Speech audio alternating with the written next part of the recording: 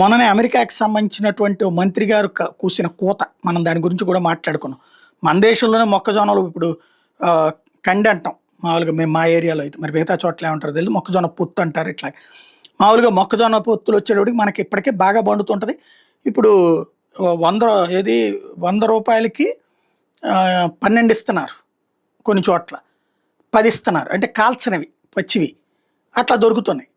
అలాంటిది అంటే అంత బాగా దొరుకుతున్నాయి. అట్లాంటప్పుడు అమెరికా అవి తీసుకొచ్చి మా దగ్గర ఏదో 140,00,00,000 జనాభా ఉందని ఒక గుప్పెడు మొక్కజొన్న పొత్తులు కొనరంటే కొనుక్కొని ఏం చేసుకోవాలి? అప్పుడు ఇక్కడ రైతులు అన్యాయం అయిపోతారు. అప్పుడు రూపాయికి పావలాకి వస్తుంది. ఒకప్పుడు మా చిన్నప్పుడు కండి అంటే పావలానే. నేను పావలా అప్పటి నుంచి చూసా కండి. పావలా, రూపాయి ఎక్కువ అనుకుంటే ఇవాళ రోజున రూ. 20 కాల్చిన కండె. కాబట్టి ఆ లెక్కన చూసుకుంటే జనానికి రేటుకి తక్కువకే వస్తది. సేమ్ టైమ్ రైతులు మాత్రం అన్యాయం అయిపోతారు.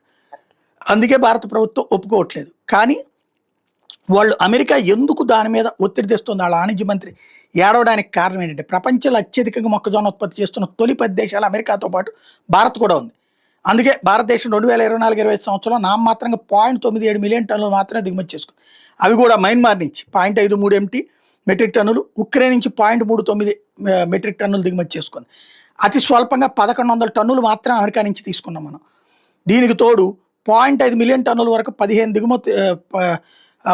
దిగుమతి సుంకం కూడా విధిస్తారు. ఈ మొత్తం దాడితే 50% టారిఫ్లు చెల్లించాలి. ఈ జన్యుపరంగా మార్పులు చేసిన మొక్కజొన్న దిగుమతుల్ని ప్రభుత్వం అంగీకరించలేదు. ఇప్పుడు అమెరికా వాడి ఏడుపు ఏంటంటే ప్రపంచంలోనే అత్యధిక 377 మిలియన్ టన్నులు అమెరికా ఉత్పత్తి చేస్తుంది. దీనిలో 71.7 మిలియన్ టన్నులు ఎగుమతి చేస్తుంది. దీని పౌల్ట్రీ, పశు పరిశ్రమ, ఇంధనం, ఎథనాల్ తయారీలో వాడుతుంటారు. ఈ ఆర్థిక సంవత్సరం రికార్డు స్థాయిలో 427 మిలియన్ టన్నులు ఉత్పత్తి చేస్తుందని అంచనా. ముఖ్యంగా Iowa, Illinois, Nebraska, Minnesota, Indiana, South Dakota, North Dakota, Kansas, Missouri, Ohio, Wisconsin రాష్ట్రాల్లో ఈ పంటను పండిస్తారు.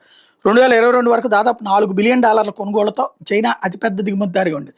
కానీ ఆ తర్వాత పరిస్థితిని మారుతూ వచ్చి 2024లో కేవలం $331 మిలియన్ విలువైన మొక్కజొన్నను మాత్రమే అమెరికా నుంచి కొనుగోలు చేసింది. కేవలం మెక్సికో, జపాన్, కొలంబియా మాత్రమే ఇప్పుడు కొనుగోలు చేస్తున్నటువంటి పరిస్థితి.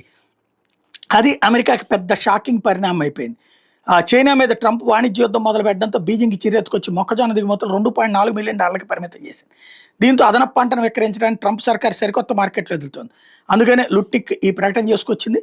భారత్ మీద ఎందుకయ్యా వీళ్ళ ఏడుపు అంటే మొక్కజొన్న డిమాండ్ వేగంగా పెరుగుతుందని అమెరికా వ్యవసాయ శాఖ నివేదిక ఇచ్చింది. 22-23లో 34.7 మిలియన్ టన్నులు ఉంటే 40కి వచ్చాడు 98 మిలియన్ టన్నులు. ఇప్పుడు చాలామంది మనకి సమోసాలు, కార్న్కి సంబంధించినటువంటి అనేక వంటలు వచ్చేసినాయి, అలవాటైపోయినాయి మనకి. కాబట్టి మనం ఎక్కువగా తింటున్నాం అనమాట. 2050 నాటికి 200.2 మిలియన్ టన్నులు వినియోగిస్తుందని పేర్కొంది. ప్రపంచంలో 30% పైగా ఈ పంటను అమెరికానే పండిస్తుంది. భారత్ టాప్ 10లో ఉన్న కేవలం 3% 42 మిలియన్ టన్నులే ఉత్పత్తి చేస్తుంది. అమెరికా నుండి దిగుమతి చేసుకోవడానికి జన్యు మార్పిడి పంటే కారణం. దిగుమతి చేసుకోకపోవడానికి. అక్కడ 94% అట్లాంటి వెరైటీలనే పండిస్తారు. దీనికి తోడు దేశంలో కర్ణాటక, మధ్యప్రదేశ్ తర్వాత అత్యధికంగా మొక్కజొన్న పండించే బీహార్లోనే ఎన్నికలు జరగబోతున్నాయి. ఈ నేపథ్యంలో అమెరికా డిమాండ్కి తలగ్గే అవకాశం లేదు. అక్కడ కేజీ ₹15 లభిస్తుంది. భారత రైతులు కేజీ ఉత్పత్తికి ₹22-23 ఖర్చు చేస్తున్నటువంటి సిచ్యుయేషన్. ఒకవేళ జన్యు మార్పిడి మొక్కజొన్న దిగుమతి చేసుకున్నా కూడా దాన్ని ఎథనాల్, పెట్రోల్ తయారీకి మాత్రం వినియోగించాలని నీతి ఆయోగ్ సూచించింది. కాకపోతే ఇది ఎంతవరకు అమలవుతుందనేది చూడాలి.